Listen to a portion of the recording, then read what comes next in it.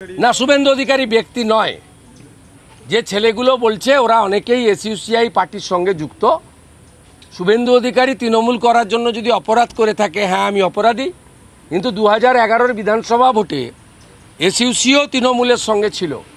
মমতাকে আনার পিছনে এসইউসিও কম ভূমিকা নেয়নি।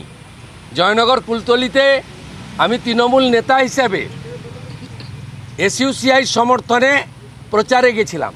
এসব কথা কেন বলছেন তারা? আমি তো প্রথম দিন থেকে বলেছি, বিরোধী দলনেতা মানে বিজেপির বিরোধী দলনেতা নয়।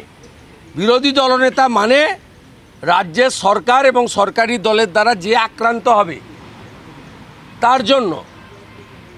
বিরোধী দলনেতা তামান্নার ব্যাপারে আওয়াজ তুলেছে। বিজেপির নেতা রাজ্যের কেন্দ্রের মন্ত্রী সুকান্ত মজুমদার ওনার বাড়ি গেছেন। রামপুরহাটের বকটুইতে মমতা পৌঁছানোর আগে 55 জন এমএলএ নিয়ে আমরা গেছি। মগরাহাটের সিপিএম আইএসএফের পঞ্চায়েত ভোটের পরে ঘর লুট হয়েছে, আমরা ত্রাণ নিয়ে পৌঁছেছি। আমরা জানি তারা কোনোদিন আমাদের ভোট দেয় না, দেবেও না। তাই যে কাজটাও অভয়া বনের কলিগদের করার কথা, সেই কাজটা আজকে রাষ্ট্রবাদী স্বেচ্ছাসেবকরা করছে।